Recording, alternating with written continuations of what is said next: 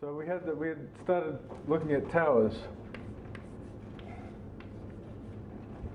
So at the first instance, these were a pair of two unfactors of finite index.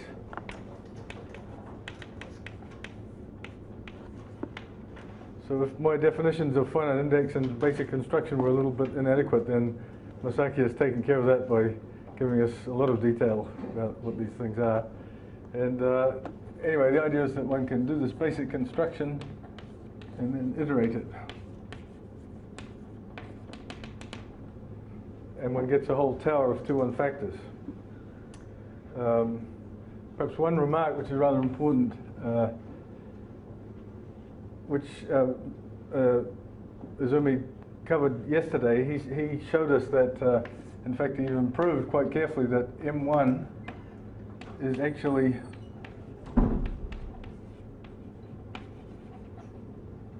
an MM bimodule.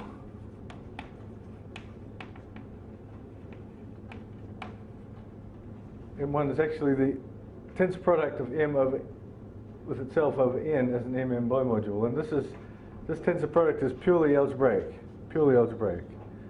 So from time to time I've given talks at various audiences, and people have come up to me afterwards and said, "Fantastic talk, I loved everything, but I was lost as soon as you wrote this symbol on the board. I couldn't understand anything." So the tensor product over M.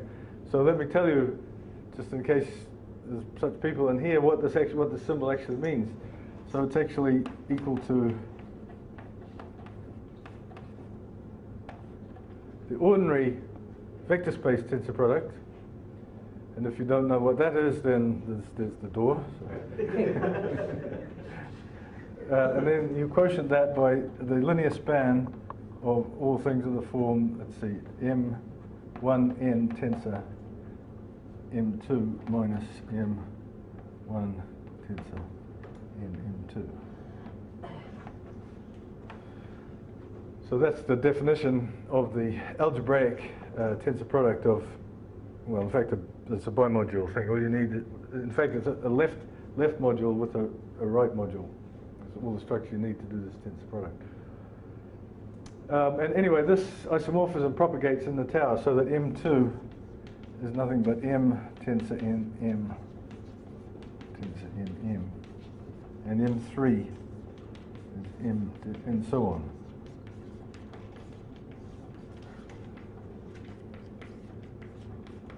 In all cases, as an MM bimodule.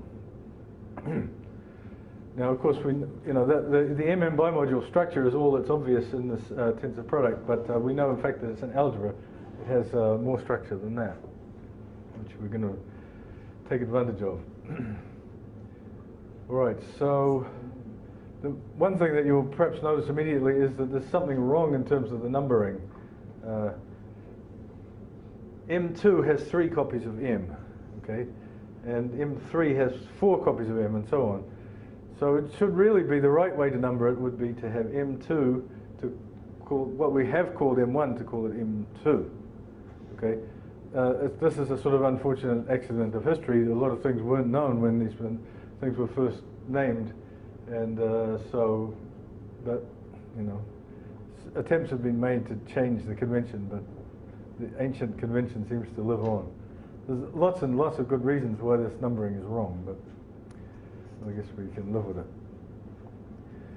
All right, so enough said on the abstract. Now, we actually took advantage of this tower to construct our examples of subfactors by this device of a commuting square. And you'll notice that I got the numbering right here.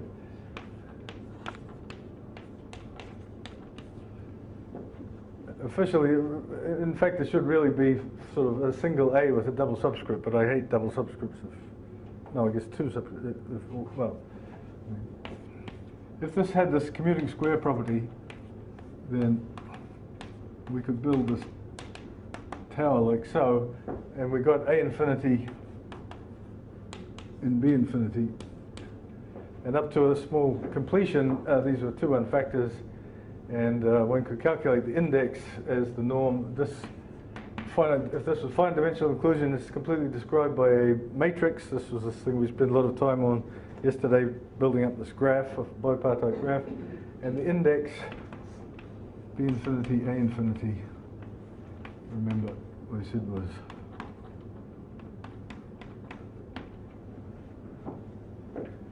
so someone asked me afterwards what happens if this is not a commuting square. Well, you may have trouble if it's not a commuting square. I guess you can always do the same thing. You just let AK throw in the next projection that you used in the basic construction. But I suspect that there would be an inequality and that the index would always be less than this index, less than or equal to this index. Don't quote me too much on that, but it's probably true. The commuting square condition forces the index to be as big as possible. This comes as a bit of a surprise. No, the principle of index is you do have an inequality. You immediately have an equality from the Pimsleur-Popper thing. Even if you don't have commuting square. There might be. You can't control the conditional expectation onto the subalgebra. No, but I'm saying you have an inequality for the principle of index. Well, with a limit for something that we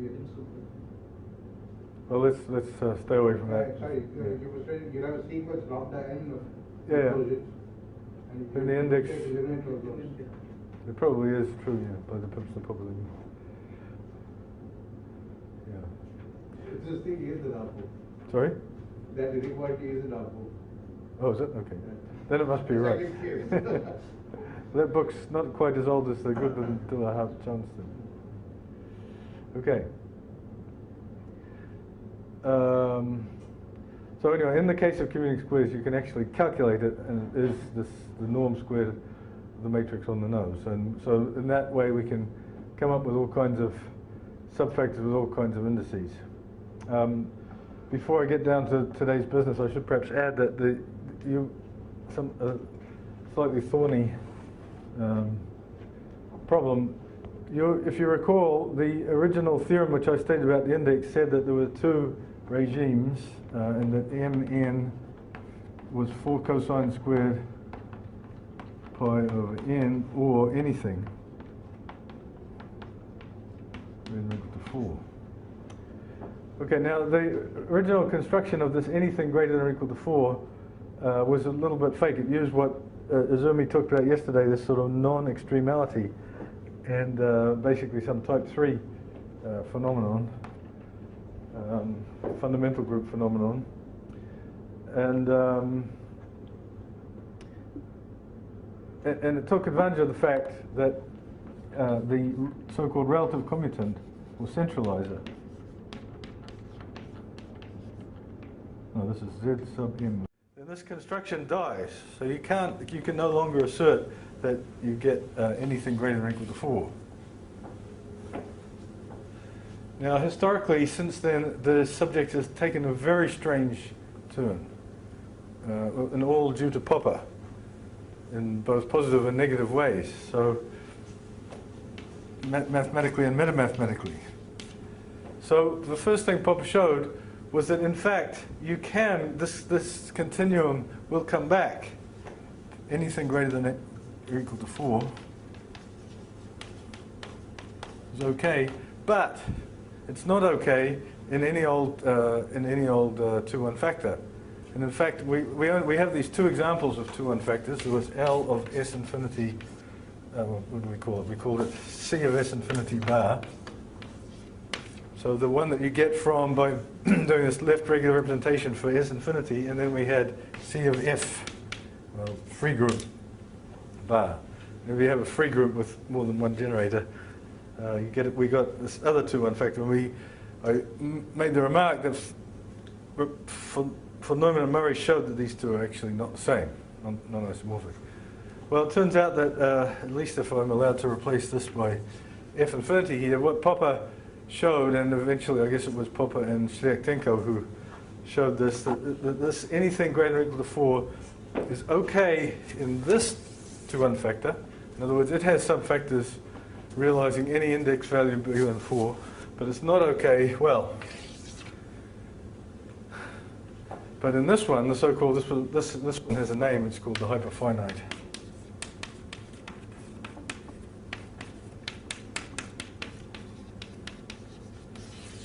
But in this one, the construction that realizes all of these values bigger than 4 does not work.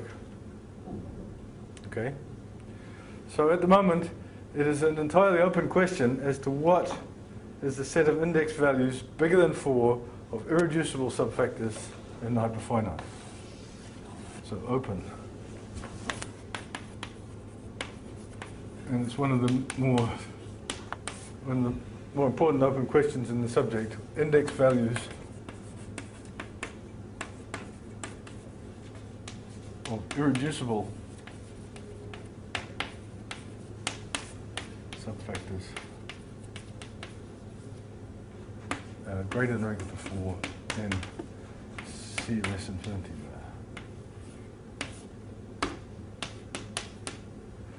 Okay, so and what Sunda originally did, you see these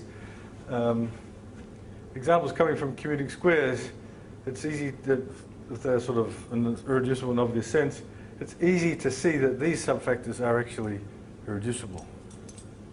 Well, maybe not quite so easy, but not quite so hard either. So he produced a lot of values. But then the question of whether there's every possible real value remains entirely mysterious.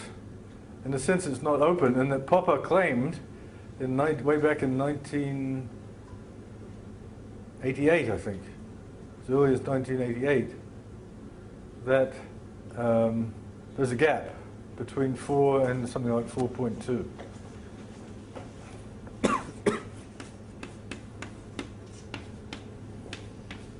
I forget the exact value. I think it's something like 4.2.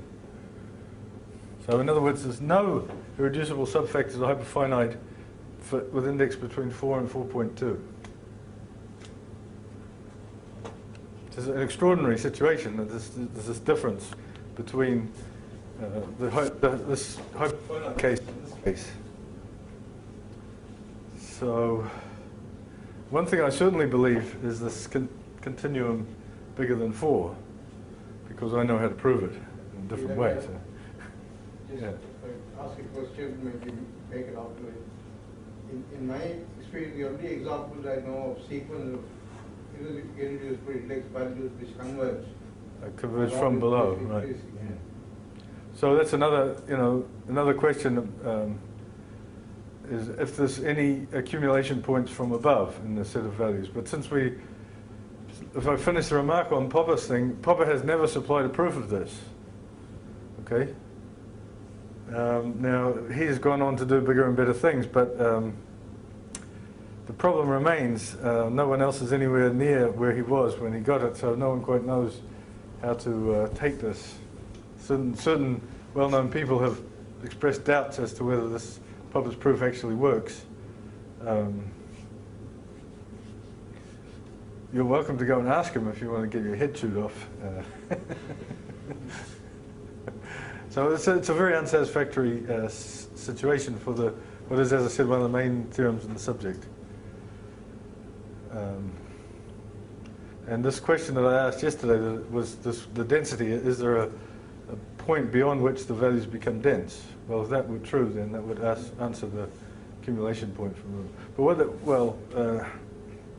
Maybe we won't really see this, but what happens is it's certainly known that there's lots of instances of increasing sequences tending to a limit, and all of those being in it. In fact, we have the first instance of that with the 4 cosine squared pi over n. The next value that happens that I know of is probably 8. And just by taking a tensor product. But then 9, there's a completely new family tending to 9. And at squares, it tends to happen. I'll probably have a lot more to say about these index values, hopefully, tomorrow. But anyway, so this is a main open question. This continuum of values, which amazingly enough exists in these non-finite factors, which I've always found very difficult to believe. There could be a difference, but I certainly believe that. Now, it does not occur in the hyperfinite situation. Okay. All right, so now I'm slowly getting to the point where I can get to where I wanted to be at the beginning of the first lecture.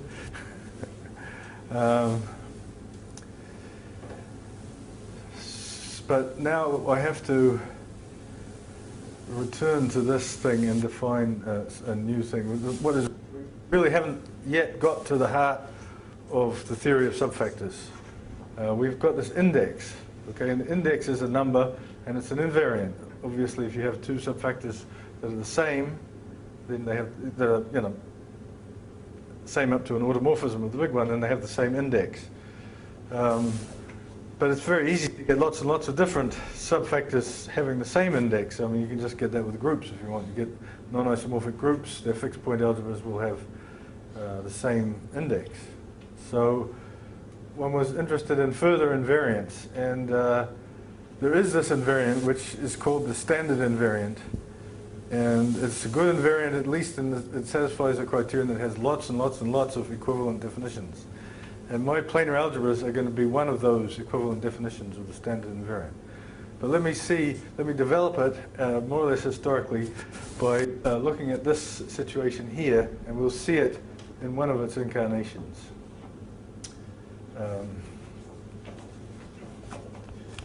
Right. So I need that, I don't need this.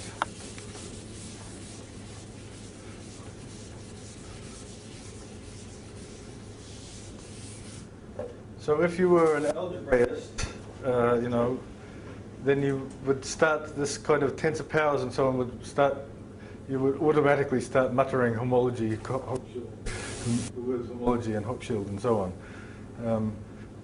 But if you're not, if you're more in the line of operator algebras, then that might not occur to you. So you might start to say, go back at this, to this picture and take it seriously as a tower of algebras, algebra being the main word there. So let me return to a comment that I made yesterday about a very bad feature, I mean, of this tower construction. I mean, as I said, if these are two unfactors, then there's supposed to be these big mysterious gadgets, and we've replaced two of them by a whole infinity of them, okay, which doesn't seem to be making much progress. However, we can jump on the centralizer bandwagon and we can do the following. If we take Z, the centralizer in MK, I'm not sure about my notation here, N. So this is the other notation for this is M prime intersect MK. So this is the set of all things in MK that actually commute with N. That was the thing that we would fiddle around with for these index values, in some sense. Then the point is that if the index is finite, this, as a vector space, as an algebra, is finite dimensional. So the dimension of M prime intersect MK is less than infinity. I'll remind you that I'm talking about this situation.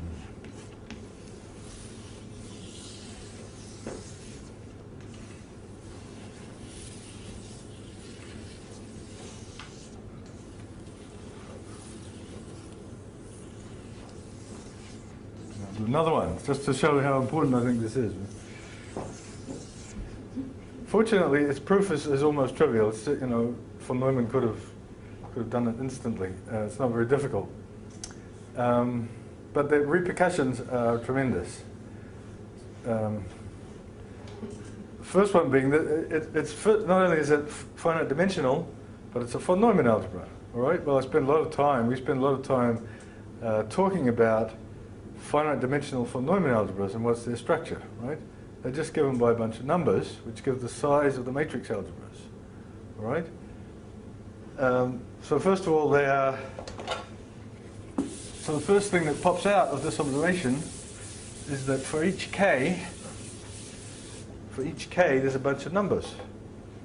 For each k, there'll be numbers.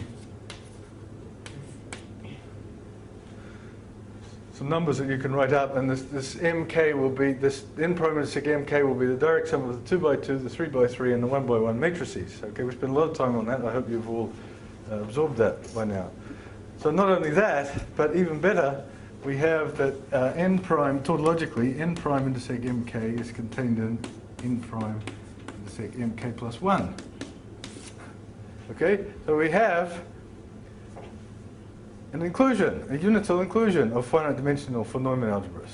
All right, we spent a lot of time talking about that. That's the same thing as one of these Brattley diagrams.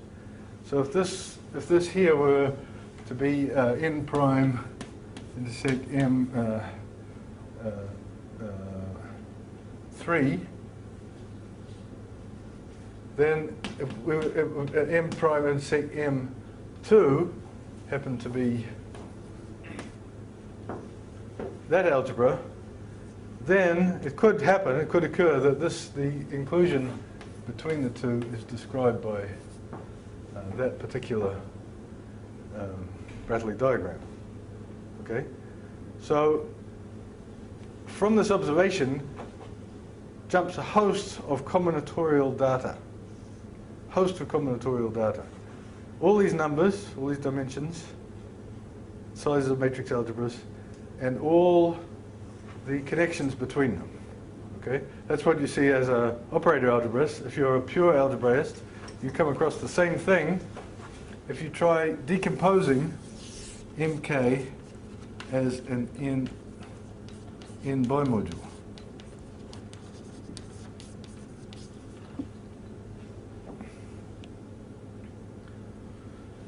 But let me, just in the interest of getting there, I'll just suppress that for the time being anyway.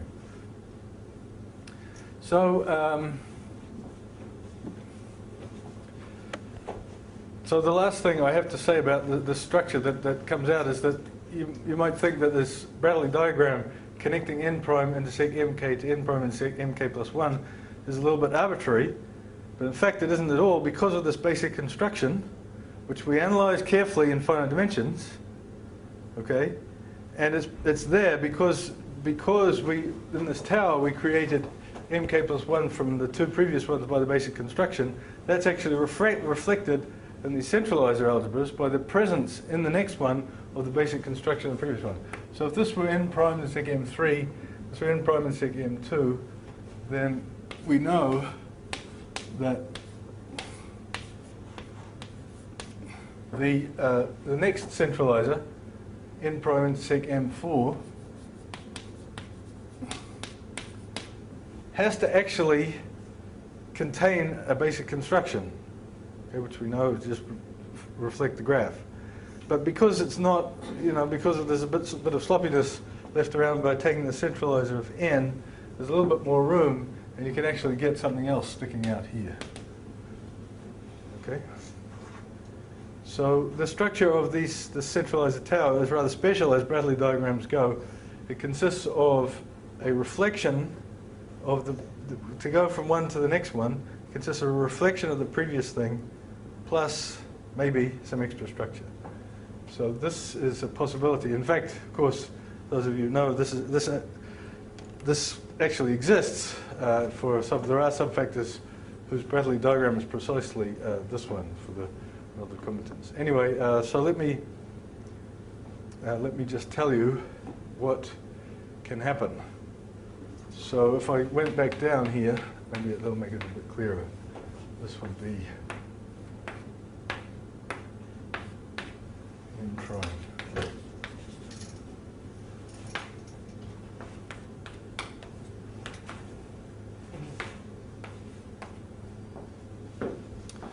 So this is the beginning of a tail that actually exists. In fact, there's lots and lots of subfactors for which their centralizer tau begins exactly like this. The fact that it's one dimensional here corresponds to n prime intersection n, which is the center. This is nothing but the center of n. And since we're dealing factors, that has to be one-dimensional. The fact that it's one-dimensional on this level, this is the centralizer of n and m, that's irreducibility. Okay? Now this, so this is the fact that it's going to start like this whenever it's an irreducible subfactor.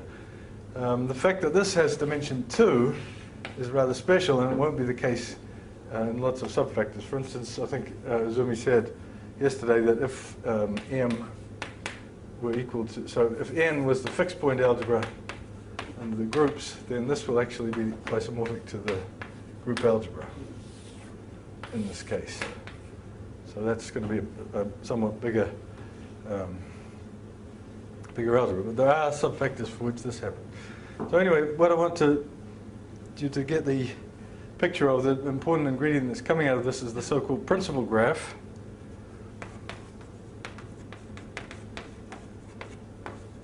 The principal graph, which is the backbone on which this Bradley diagram is built. You see, as I said, to go to the next step, you take a reflection of the previous step and you add some stuff. So let's have a look at this. We started off here. This one is the reflection of the previous one. Right, so we forget it. We only look at what actually is new here. So that's new. And then we go up here. Well, these two are just a reflection of these two. So they're going to just propagate. They're going to be there, not really new. But this one is new. Similarly up here, these ones are just the reflections of these ones. So this is new. And here, this is new. So in order to reconstruct the entire Bradley diagram, all we really need is this graph here, which may or may not continue. That's called the principal graph. So we just take the graph, which it's a pointed graph, first of all, because it starts from this one. It's a pointed graph, and to construct it, we just take the new stuff. We forget about the stuff that was a reflection. We take the new stuff, and the whole. So conversely, we can once we know the principal graph, we can reconstruct that. If you're an algebraist, you have what is probably a superior way of looking at it as a kind of induction restriction graph when we tensor by m, but it's a little bit complicated, so I'll stick with this one for the time being. So anyway, one way or another, we come up with this principal graph. So that graph is connected, so the new... Right, does this result that you have to prove that the new stuff can only be connected to the old new stuff? Right. It's a good point that Jeff raises, that from what I've said, there's no particular reason why there couldn't be some new stuff up there and starting a whole new branch, but that doesn't happen because of the way the basic construction goes. Okay, so that's fantastic. We've got coming out of a subfactor, just a naked subfactor, all of a sudden has exploded this graph, this principal graph. Okay. And it tells us since we can reconstruct the whole Bradley diagram from the principal graph, it certainly tells us this interesting information, which is the dimension of mk, in parentheses mk. In fact, a moment's thought will convince you that the dimension of this is precisely the same as the number of loops based at this star, returning to star, of length something like 2k on the principal graph. So you can read it off quite directly from the principal graph. And morally, the norm of the principal graph, morally, the norm of the principal graph is equal to the index.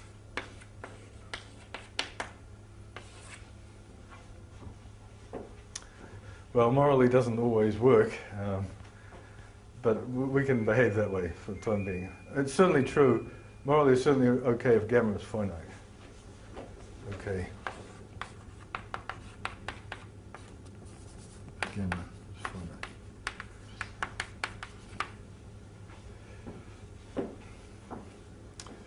finite. So obviously, there's this big dichotomy straight away.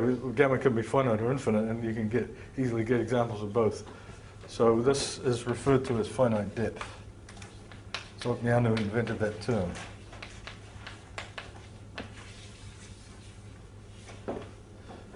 So that what finite depth means in these terms is that, you know, this principal graph stops. So after a certain point, the entire Bradley diagram from then on is just determined by flipping and flopping backwards and forwards between, but using basic constructions.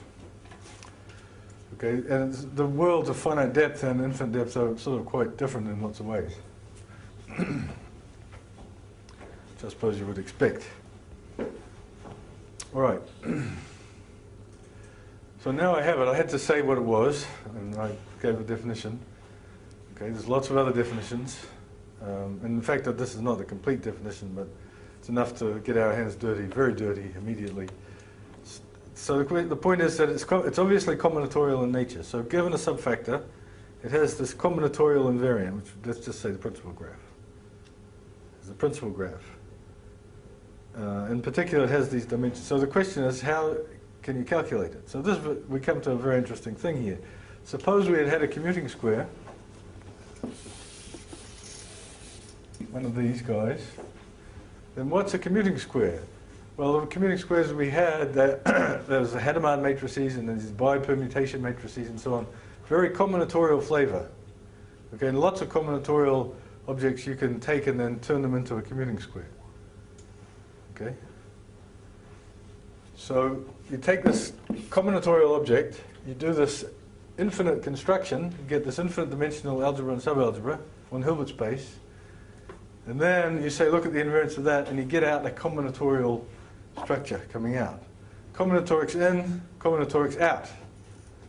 Okay? So this tempted me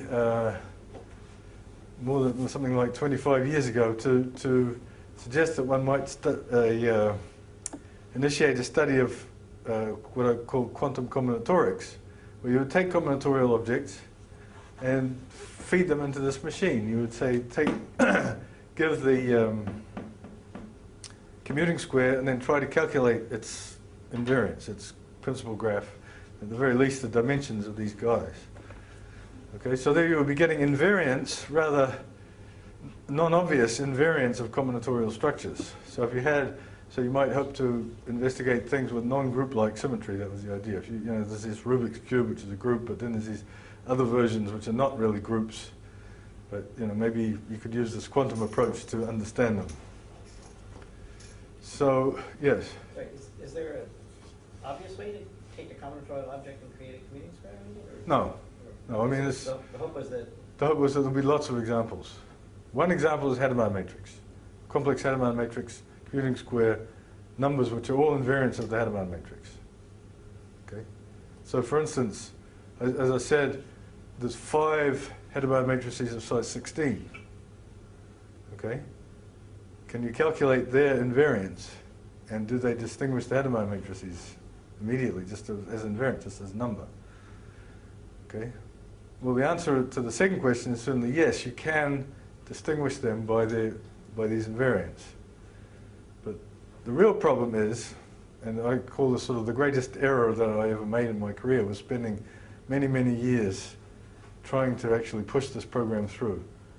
Because you immediately come to a horrible, horrible problem, which is the computation of this number. I mean, we're going to see that the computation, the combinatorics in, to compute these dimensions is a perfectly finite problem. For if you fix k, if you fix how far up you want to know the stuff, it's just a simple linear algebra problem. It's the dimension of the rank of a matrix. Because that's easy, right? We all know that's easy. Unfortunately, although it's easy for a fixed k, as k increases, the size of the matrix is growing exponentially. And to actually hope to know it for all k, which is certainly what I would like to do, seems at the moment to be out of the question. In spite of many, many years of my life and the introduction of planar algebras, which is what we're going to come to in a second. All right, so the question is, how would you calculate this guy? How would you calculate this? At least its dimension. It's a good start, right? All right, so now we have to get back to this situation here. So we're going to start with this commuting square. And I'm going to, unfortunately at this stage, I can't really avoid putting in the two subscripts.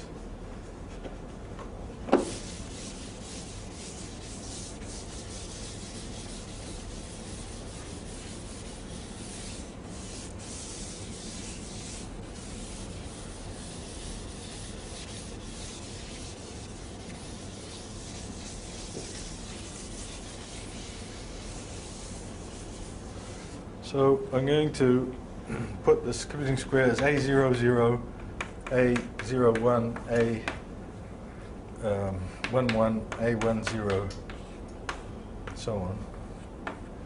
Okay, and then we saw that this will propagate. This will be A01, A10, A20. This should be A21. Hopefully I can keep this numbering straight so that we'll get A infinity 1, and here we get A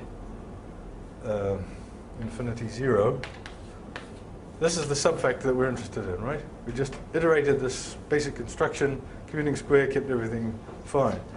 So in order to calculate the invariance of this, we have to do the basic construction vertically. But I already said yesterday that the magic of commuting squares says that if you can now do this construction in this vertical direction, you get A02, A0, A12, A22, and so on. And that these things actually approximate A infinity 2. So the result of applying, now the numbering has finally got itself straightened out to 0, 1, 2. So this would be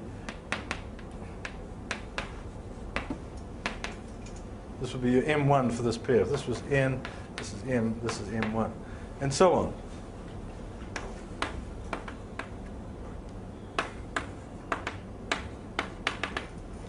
Okay, so you have something incredibly useful, which is finite dimensional approximation of these infinite dimensional limiting objects.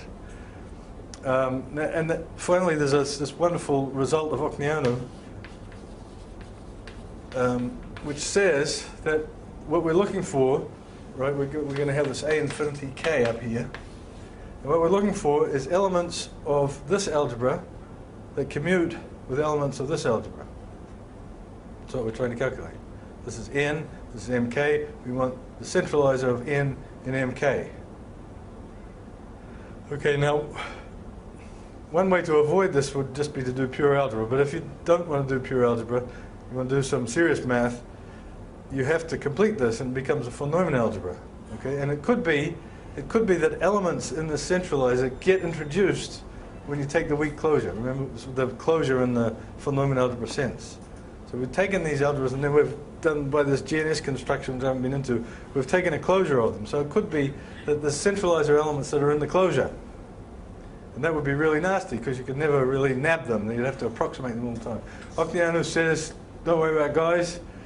If there's an element in the closure that commutes with this, it's actually in some finite dimensional approximation. Okay? And the way things go, as soon as it's here, just by the magic of the basic construction, you can force it to go all the way down to there. So if we were looking at A infinity 3 here, and we had an element that was in it and commuted with this one, then it's actually right here. Okay? It's amazing. And once again, by the magic of the basic construction and the fact that there's all these projections, all it has to do, conversely, to commute with everything is to commute with this one. All right? So the problem we're reduced to calculate this infinite dimensional invariant becomes a purely finite dimensional one. Here we have this algebra and this algebra sitting inside this common algebra here. They're both contained in this one. And we simply have to compute the elements of this one that commute with the elements of this one. That's it. That clearly is a finite dimensional problem in finite dimensional linear algebra. You just write down the equations, take basis for this one, and you write down the equations that say that this linear combination of that basis commutes with the basis of this one. And it's all over. Finite dimensional. So this is why I was incredibly optimistic when I started out working on this, because it was just a finite problem in linear algebra, and that you can do so on. Finally many equations, finally many unknowns. Moreover, this has a horribly cohomological flavor, and this looks like a double complex, and I think spectral sequences, and so on and so forth.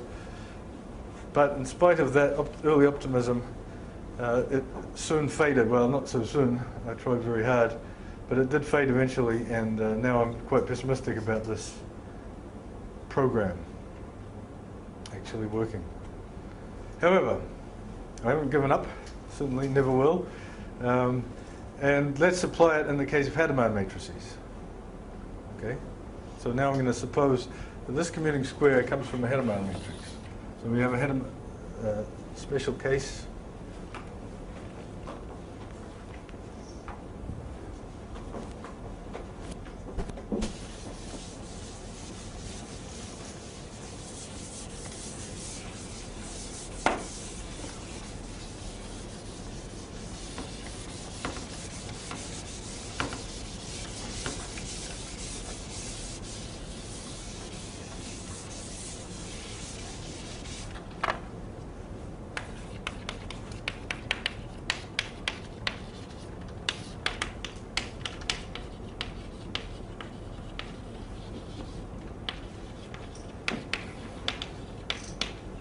So this could be real or complex Hadamard matrices. Let me just do the real case to avoid remembering where you have to put the complex conjugates.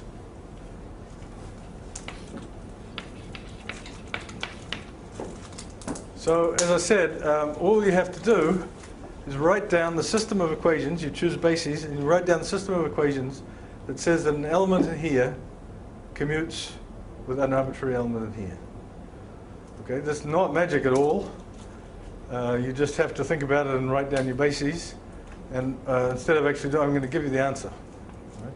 It's an exercise that anyone, could do. Just sit down and do it for an hour or so. So first of all, we've got to go. The only data that's going in, the input, is the Hadamard matrix. Okay, so we have Hij, the Hadamard matrix.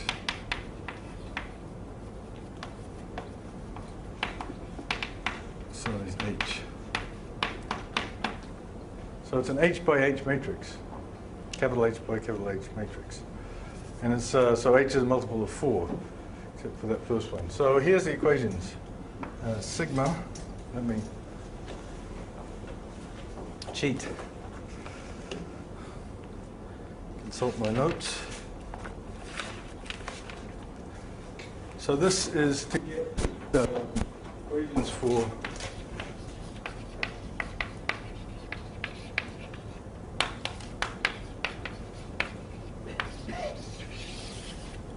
actually it's almost certainly mk plus 1 or k minus 1. We'll come to that. So it's the sigma I1, I2 up to ik. So a large sum, you see, that's one of the bad things. They all run from 1 to h of h I1 L1, h I2 L2. It's going to look a bit nasty, I'm afraid. h I3, oops. I've got to be careful here because what you might be tempted to write down is not true.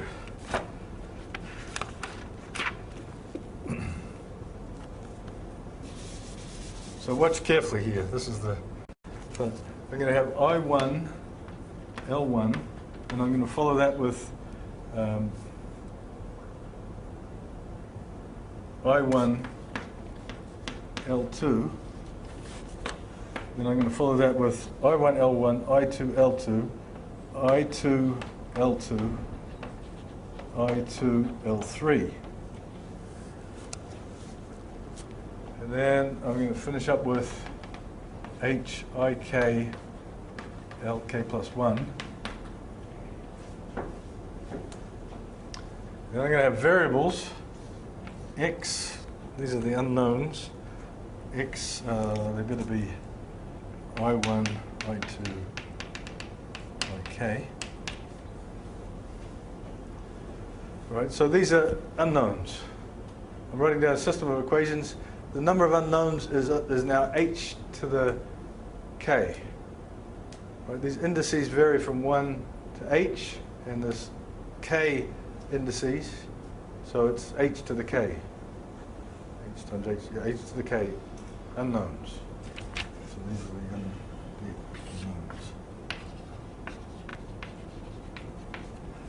So that's the left-hand side of these. But the point is it's linear, right? This is the coefficient of one of these unknowns. There's no squares or anything.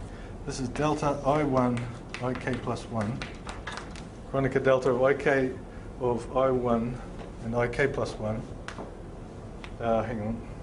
It shouldn't be I is summed over. It's L1 lk plus 1 times some other unknowns, y I1 L1.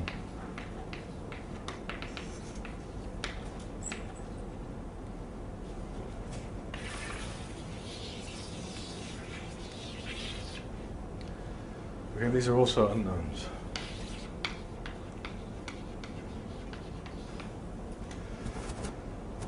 So that's it. LK plus 1 is back. Right. In other words, what I'm saying is, another way of saying it is that this sum, the last one, lk plus 1, this sum has to be 0 except when L1 is equal to lk plus 1. Okay? That's the result of doing this calculation. It's actually easier than to show that something is a commuting square, to show the condition, like the Hadamard condition for something being a commuting square. It's complicated by the fact that you're in this higher dimension, so your bases have to be, indexed for sort of tensors. But, it's just a dumb computation, and that's what it is. All right? What? This is a set of equations? Yeah. So the unknowns are the x's and the y's. So there's 2 times h to the k unknowns. And if there's a solution, so the there's equations for n prime intersect mk, right. so somehow with a solution we should, yeah. What does it say about n prime? It says that the space, the vector space of solutions of these equations is the vector space n prime intersect mk. It's the thing here that commute with here, with this. All I've done is I've written down those equations. See, it's pretty clear that if you think back to what the Bradley diagram is here, it's pretty clear that you're going to get something of this kind, because this is a fan, and then the fan goes back there, and then there, and then there, and so on. So if you want a basis of this algebra, you're going to have to take I1, I2, and so on. So that's what you end up with. So you end up with that system of equations. Okay? Which is sort of a bit of a mess, I mean, I don't deny it. I'm saying that it's easy to do, but I'm not saying that it's very cute. Okay, now what happened was the interesting thing was the next thing is we could try this same situation, but with a different kind of commuting square. Different kind of commuting square. For instance, Sundar's bipermutation, Sundar Krishnan bipermutation matrices. And you get another system of equations which would look even worse. Okay, or you could take a different, more general commuting square and you get an even worse system of equations.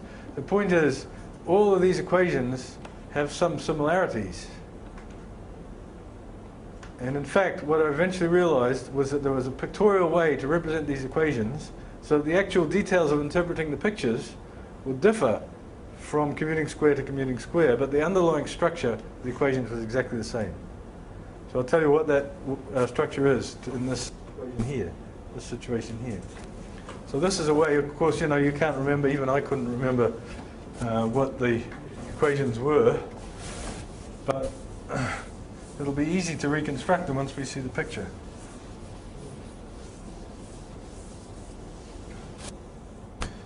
So here's the picture. K is going to be 3.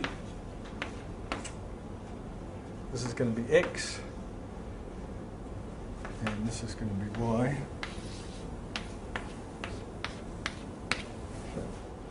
And here, let's get another color.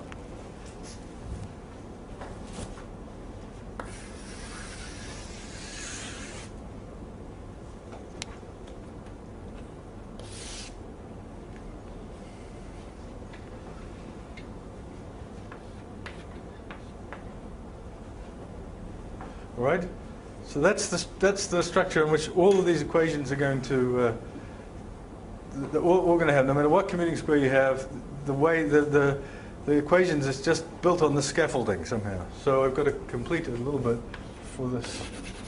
I'm going to put in a shading.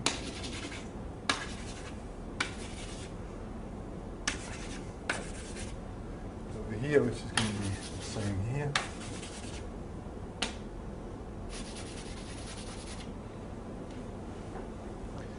All right, now I'm going to tell you how from this picture I can get these equations.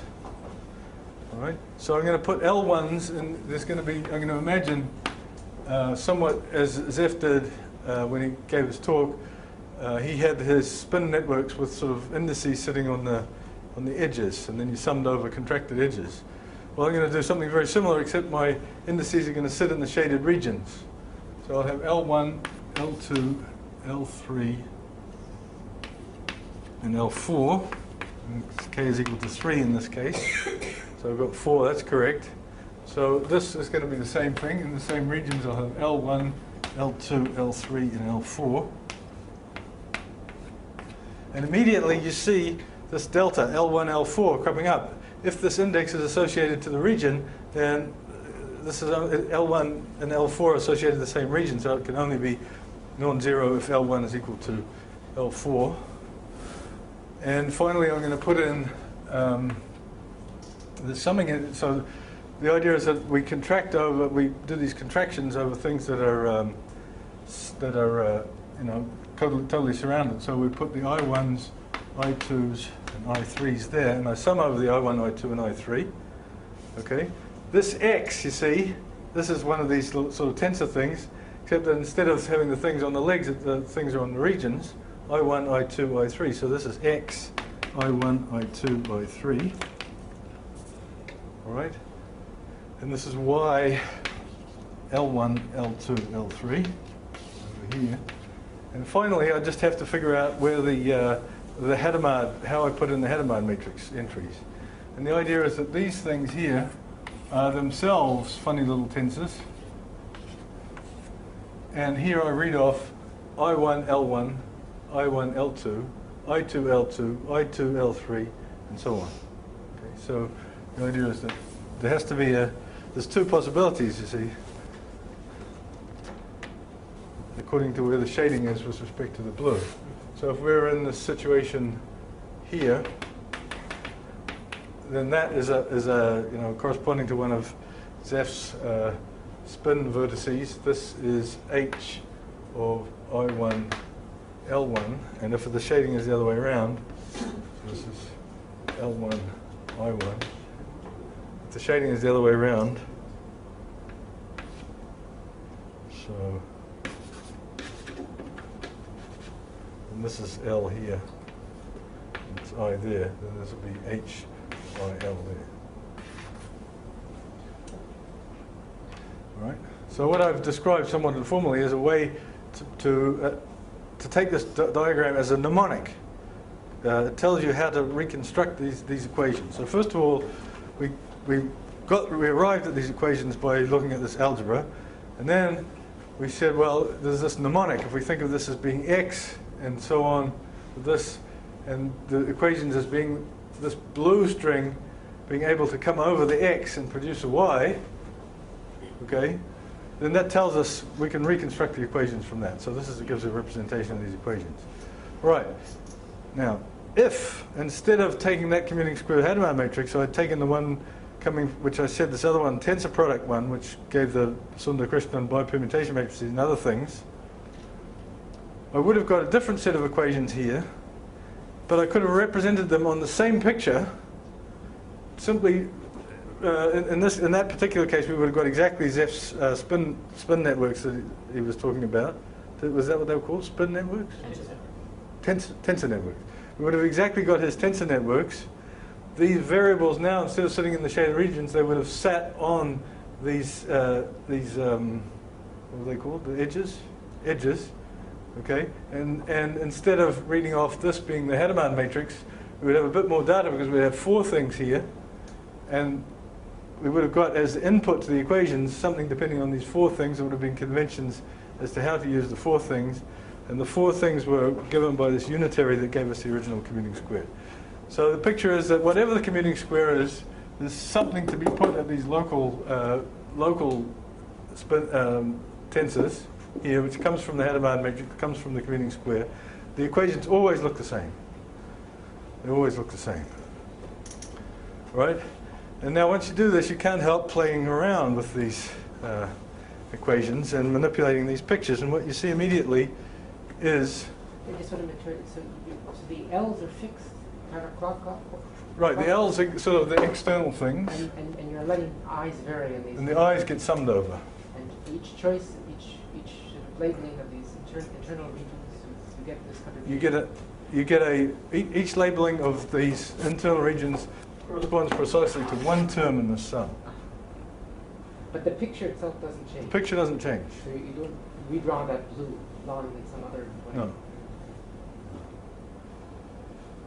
So the first observation that you make when you've got this, the pre-observation, which is highly important, is of course that the commuting square property itself, the Hadamard property in this case, is completely translated by the following picture with the conventions that this equals maybe a little multiplicative constant here, we won't worry about that. But this diagram is equal to this one with all possible shading. So there's actually two forms of this. There's this shading and there's this shading.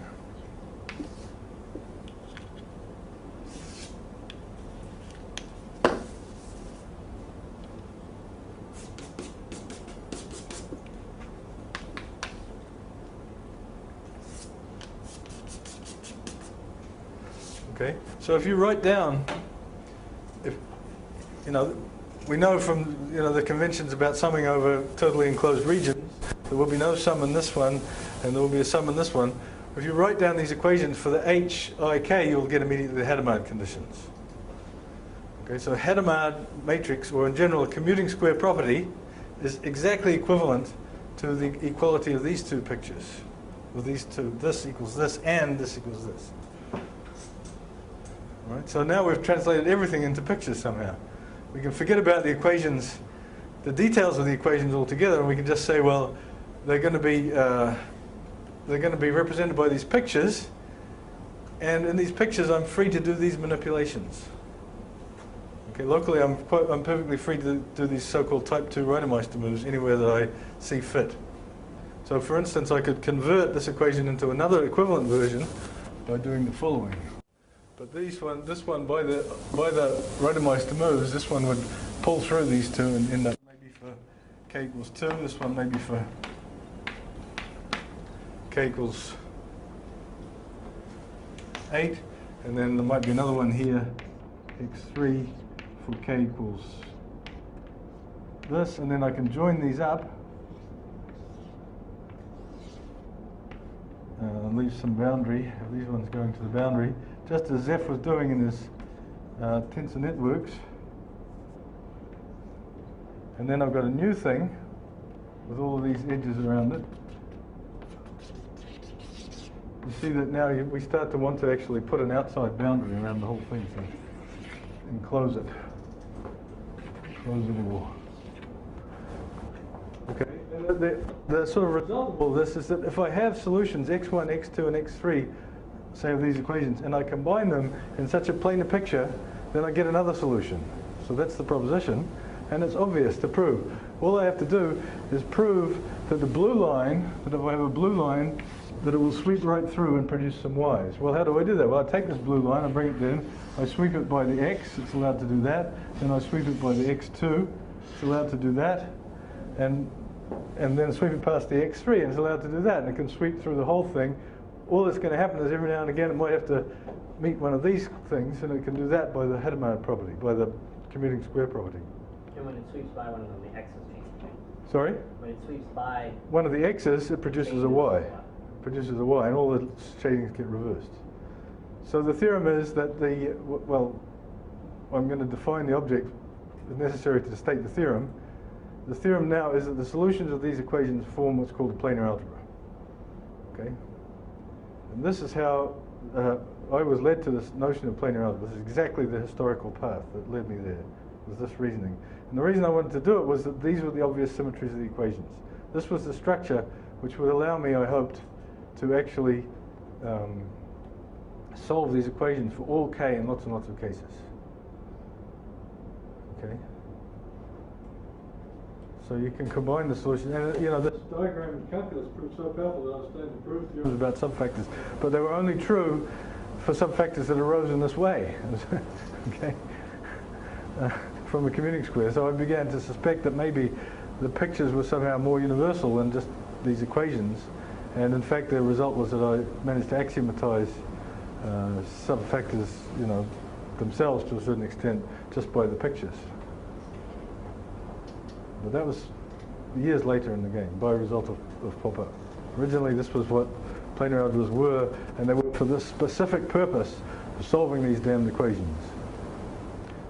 Now, X years later, I still think that this is the right approach. And the most powerful tool is going to be these nonlinear structure. The fact that you can combine these things in nonlinear ways. But then you get into a whole very difficult world of nonlinear algebra, you know, algebraic geometry, but it's real algebraic geometry, and it seems to be very hard to make progress on that, even with computers. Okay, that is the result of, this is the origin of planar algebras for me.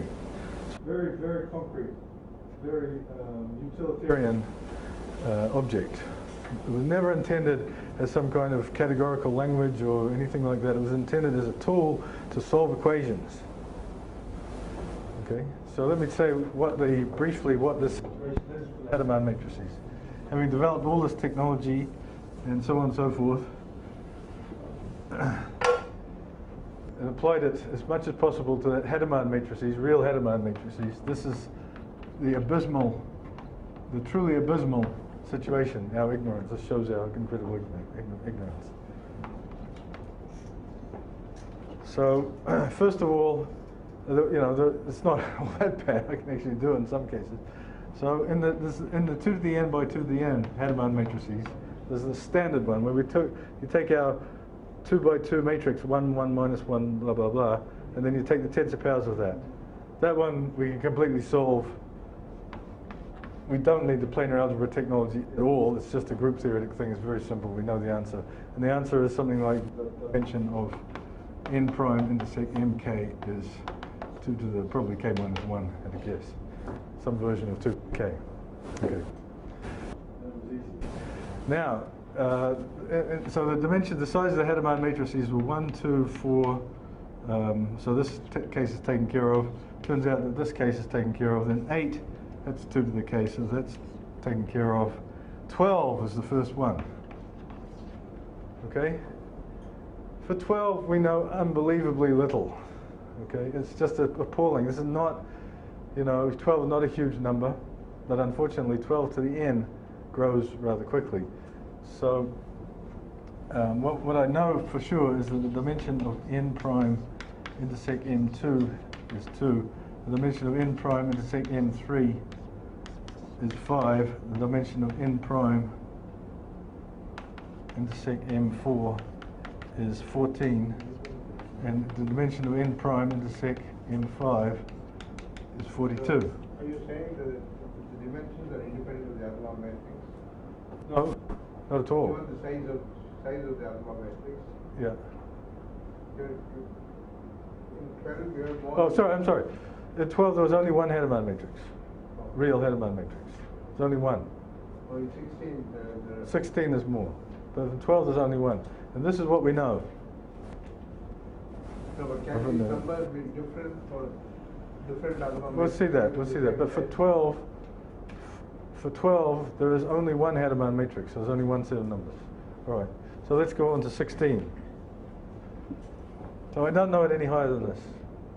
Even getting to this n prime intersect m5 took not just computers but clever manipulation of these equations.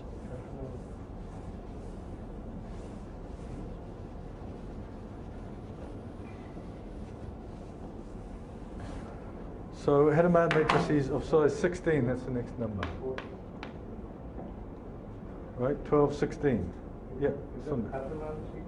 Yeah, this is the Catalan sequence. So In general, or you already know it up to 5? I only know it up to 5. It's open as to whether it's the principal graph is A infinity. It's open as to whether it's finite depth or not. It's tragic. It's absolutely awful. Especially because there's some very nice ways to construct this Hadamard matrix using the fact that 12 is 11 plus 1. And but that information was all used in getting up to this dimension. Okay, and it didn't actually help all that much either. It just, all of this nice information in the construction only reduces the number of equations and unknowns by a factor of h, the best. What's the index? Index is 12. Okay. So this may make you breathe a sigh of relief, because these days 12 is considered a very big index for subfactors, as we'll see tomorrow. 12 is huge. So the fact that we don't know anything, it's not so bad, because 12 is a vast number for the index to be. On the other hand, all it is a stupid little array of 1s and minus 1s. Surely we can get to the bottom of that. All right, 16. Now there was 5 different elements. There's the standard one. Okay. The next one. Oh, I should have said that one thing that I can calculate is the dimension of n prime intersect m1. I hope I didn't get this numbering was all screwed up. This is 1, 2, 3, 4. That's going back to this confusion about whether it's k. Yeah. Whatever. K can be either k minus 1 or k plus 1 according to what should be right. So the dimension of n prime intersect m1, which is now the one that will be 2 here, you can always get this. This is always possible. So that's sort of the good news, and maybe I should have started with that. At least this first one is a completely computable invariant of the Hadamard matrix. You can write down a graph, which I can define in terms of the Hadamard matrices, and you just count the number of connected components, and that's the thing. So that's wonderful. So that and this invariant splits the 5 16 dimensions, basically splits them up into 5 different cases. So for this number, the 16 one splits up into 16, 7, 4, 3, and 3. 3 and 3 look like they're the same, don't they? But in fact, a very small extra consideration of the structure tells these apart. It's the traces. The algebras, they have minimal projections, they're abelian traces tell them apart. So basically this thing, and the traces can be read off the graph too. This first invariant just splits all these 5 different ones, tells them all apart, which is good. This one is standard, so we completely understand it. This one, 7-dimensional one, was finally solved by Richard Burstein in a tour de force, which is not well enough known. He completely identified the corresponding subfactor in terms of groups. There was a group of order 200 and something, and somehow you could construct and a cohomology class, non-trivial cohomology class, in H3 of that group, and he could actually construct the subfactor from this Hadamard matrix entirely in terms of that group. It's his thesis, and it's available surely on the archive. Okay. Wonderful piece of work. When was that done? That was done 5 years ago now, 4 or 5 years ago.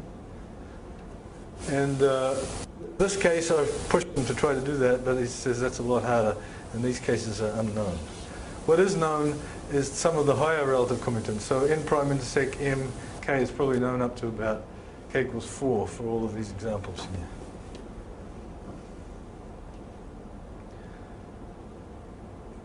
For the 20 by 20 Hadamard matrices, I don't know, but I got a list of 32 by 32 of them, and I went and calculated these dimensions, these numbers for all of them, and it was interesting. There was lots and lots of different numbers. It wasn't complete, but there was lots of 32 by 32 Hadamard matrices. But it was possible to get lots of, and that is the entire story. That's all we know about Hadamard matrices. You already told n prime intersect m2 that you have a uniform description for all of that. Yeah. M1, I think it's. M1. It's very simple. I can tell it to you. Do you want? No, I think you know it already. No, yeah, you know, no. But that even for M2, there's no such general thing for all other ones. The situation for complex element matrices is even worse. It could be complex element matrices for any n, and around there's no multiple of 4. But already for n equals 6 by 6 complex element matrices, we can't. We run into this problem and we don't really know.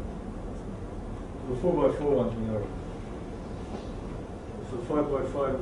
I forget. I think we've proved that there was only one 5 by 5 up to. I don't think it was circulant was part of his thing. I think there's only one 5 by 5 unitary Hadamard matrix. Someone had that wrong in the literature, I think. So you know, so this was the beginnings. This was the optimistic 20 years ago beginnings of my quantum combinatoric program. These results came out fairly easily, and it was looking very good. But then all of a sudden it just hit this brick wall, this computational brick wall. And the only real breakthrough since then has been Richard Burstein, who solved this case completely. So he knows what the n prime and sig mk are for all k. Great. Similarly, there's these Sundakrishnan ones, which a certain amount is known. But I don't remember, offhand I can't remember the details of what exactly you guys know. But I think ultimately it's fairly similar. You've got a list, and you can do the small cases, and then the big cases you just completely dead in the water by the exponential difficulty. You might be reminded in this of the situation with groups. If you take a finite group and you say you want to calculate the cohomology of the group with circle coefficients, then you can phrase that as a system of linear equations where if you want to know the kth cohomology group, the number of equations and unknowns is growing exponentially with k. But there it's known that it's a polynomial time thing as a function of k. So, difference.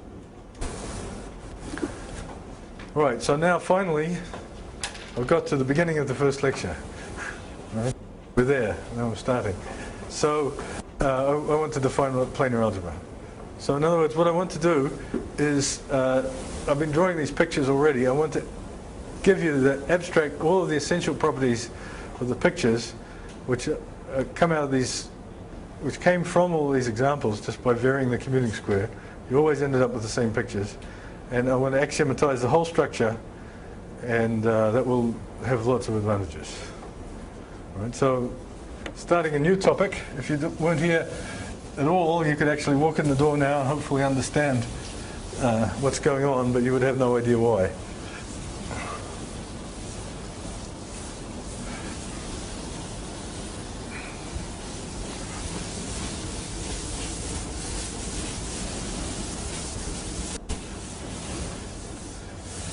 Okay, so here we go, new topic, planar algebras.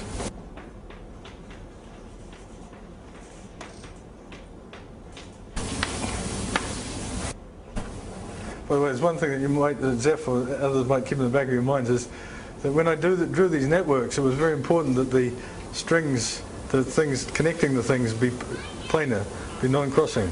Right? Whereas in Zeph's networks, you could connect them arbitrarily. You might wonder about why we're going to be restricting to planar systems and what that might introduce into the theory as opposed to possible contraction systems. All right, so anyway, the basic ingredient of a planar algebra is what I call a planar tangle.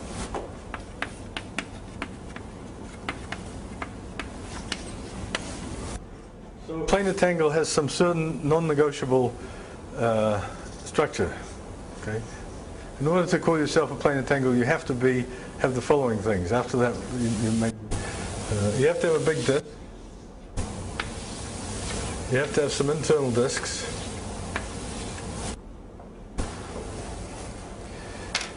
The internal disks have to be connected among themselves or to themselves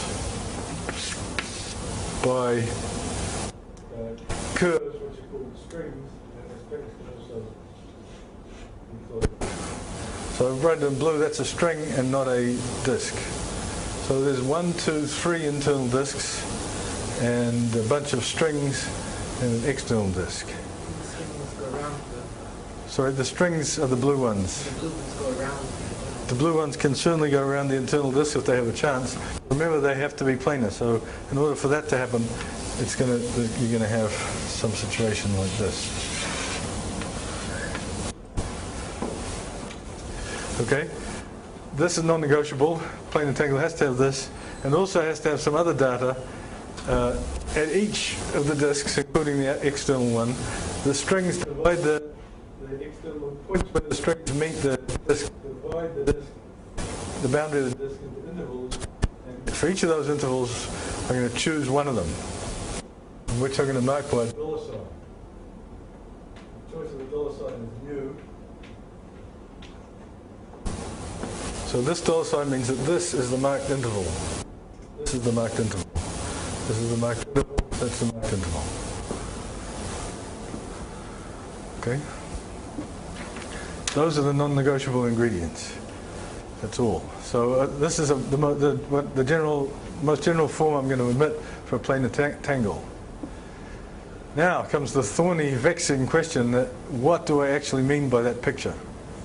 What do I actually mean by that picture? What I mean is I mean that picture as a subset of the complex numbers, or the real R2. So these curves, these disks, they're smooth disks, they're not necessarily, they might be like that.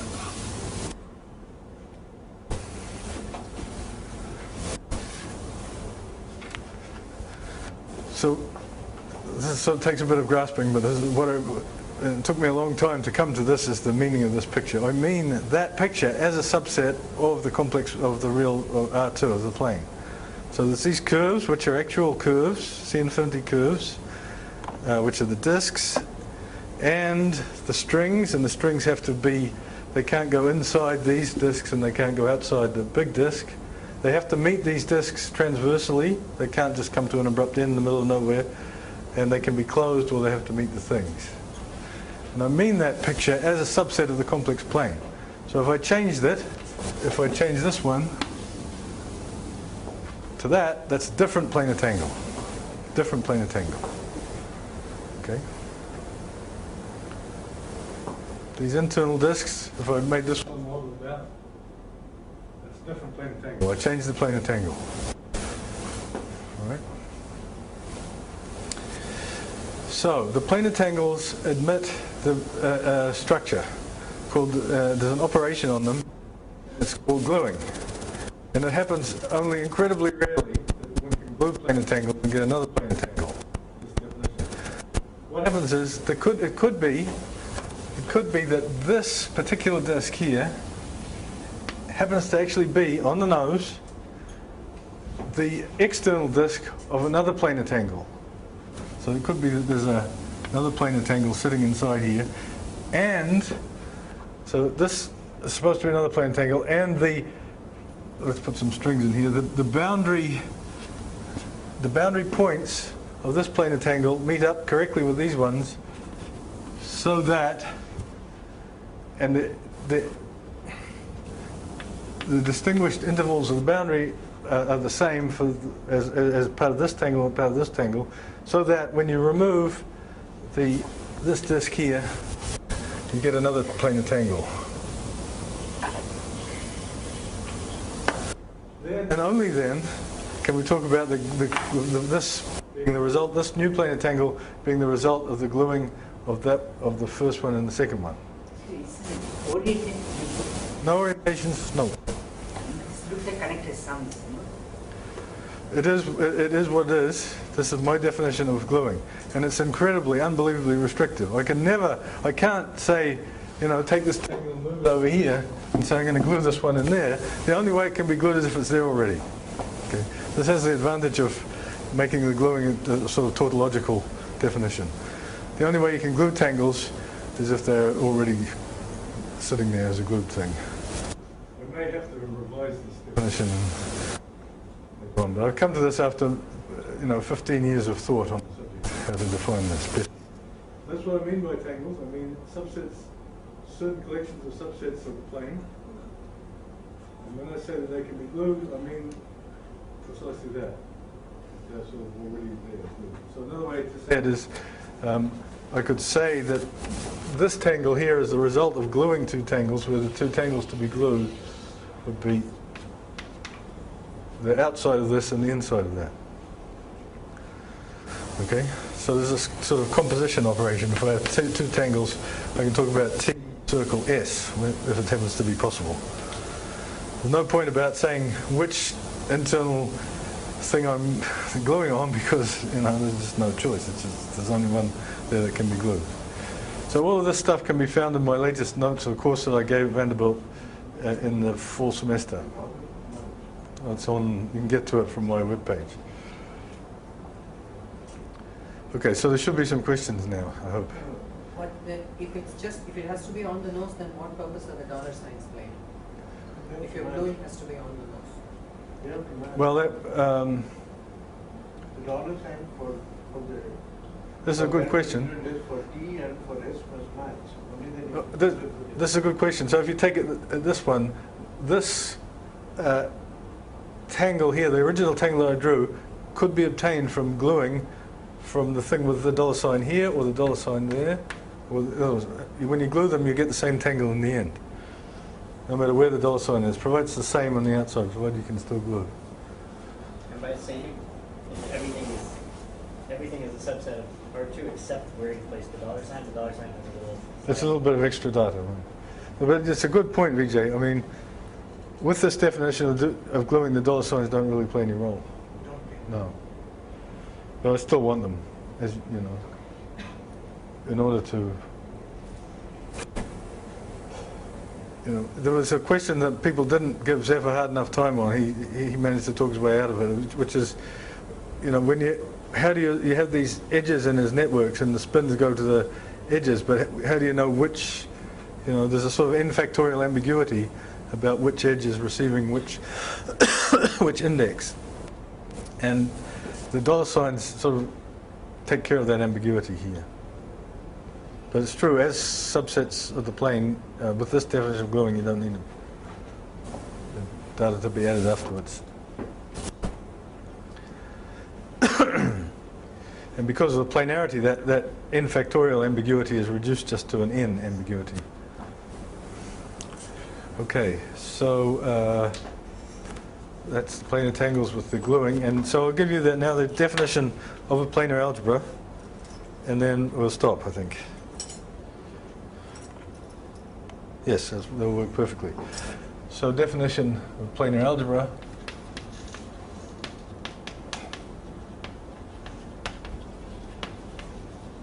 So this is, in this generality, is simply a graded vector space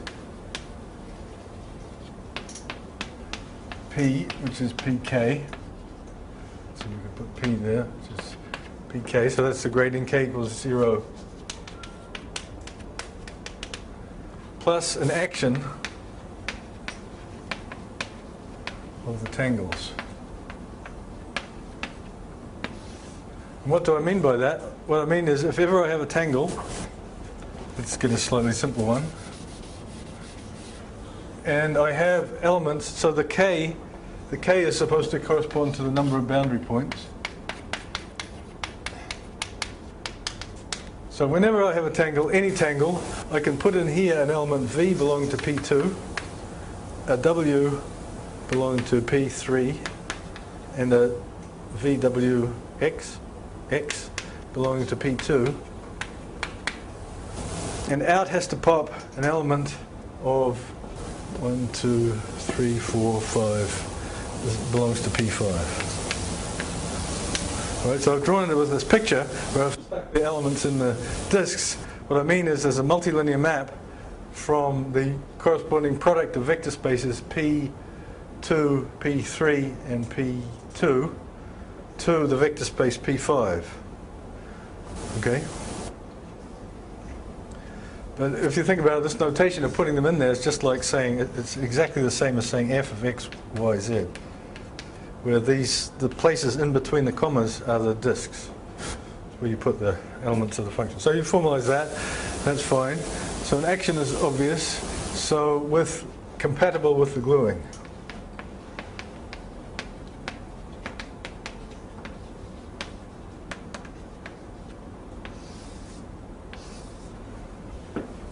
So maybe I should say a few more words, because it's maybe not be obvious to everyone how I've taken care of this ambiguity about where the indices go.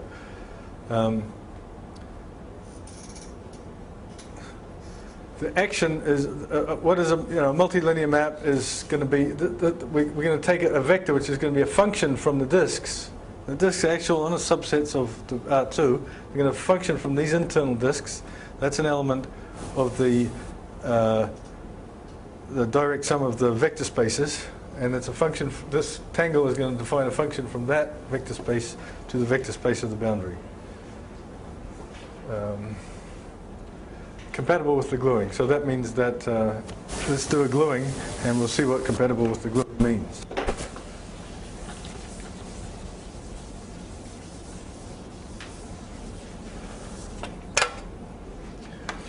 So let's start off with a fresh disk with some strings in here. And suppose that we think of this as being the result of a gluing. Okay?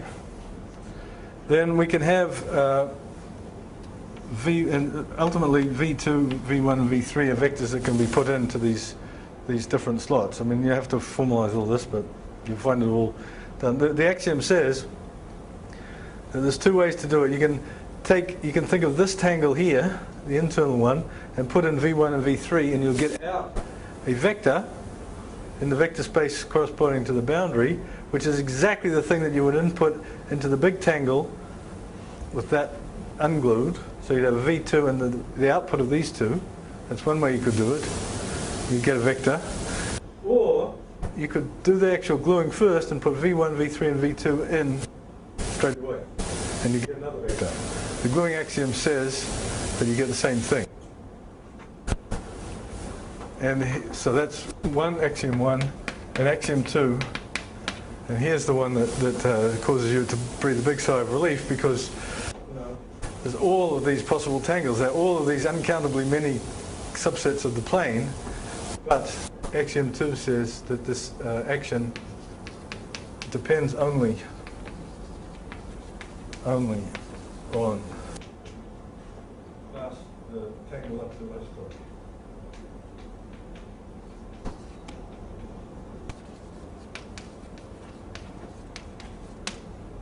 So there's the complete actions of a planar algebra. So in other words, although, if I do a little deformation of this tangle, although I get a different tangle, I could move this one around and screw this one up, I could make that one bigger, I could do all these things that I might not have wanted to do. They would give you different tangles, but the axiom says they act the same way. Okay? So you could re-axiomatize the whole thing with the tangles being isotopic classes of tangles, but then gluing becomes a nuisance, and there's subtleties if you do it that way, this way. And the nuisance or subtleties is about identifying where rings are? Yeah, I mean, it becomes more obvious if you take this tangle here with no strings at all. You can do an isotopy of that so that this disk becomes that one. So what does it mean? You have to think about that. You want to sort of have kept track of which one is which one. But with this definition, there's absolutely no question. This tangle is this tangle. It's this subset and this subset. So if I wanted to define a multiplication, well, even with strings, $. If I wanted to define multiplication, which way does it go? Well, I say it goes there and there. And that's the picture, because that's the picture I've drawn in the plane. Now, in fact, the axiom says that I could have... Of these axioms, by the way, the one that I would most like to play with is this one here, the invariance under isotopy. There's already instances coming from the type 3 situation where it shouldn't be invariant under isotopy.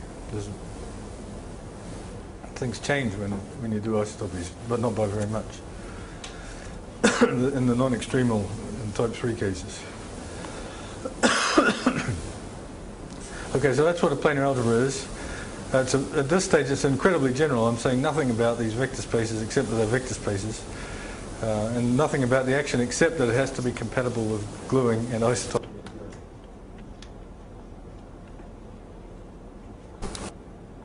Okay, hopefully there's some questions on that. I assure you that 15 years of working with this, and this may still not be over. So. There'll yet be refinements.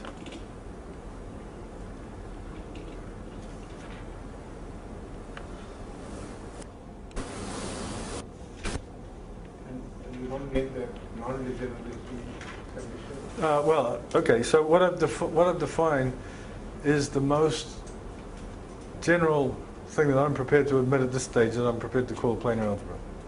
Okay? Tomorrow we're going to start to put more conditions on the tangles. You remember there was the shading that came up in the subfactor. We're going to put that in, we're going to put that in. And then we're going to put in about 4 extra conditions. And the theorem is that a planar algebra with conditions 1, 2, 3, 4 is exactly the same thing as the standard invariant of a subfactor. So we'll get the notion of a subfactor planar algebra. But you know, all of these other planar algebras, I've been sort of cheating at myself by saying that I was led to this only by subfactors. There was also knot theory and statistical mechanics, which were all inputs into this notion. You know, if I'd been drawing these planar tangles in a certain specific way, but if I'd drawn them, you know, in this way,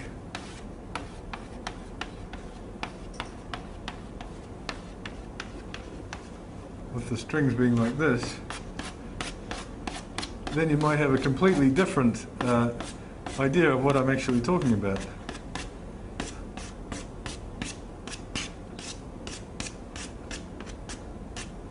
Okay, that with the dollar signs in appropriate places is a perfectly fine example of a planar tangle. And I'm also thinking about these ones. Just these little simple ones seem like a good place to start.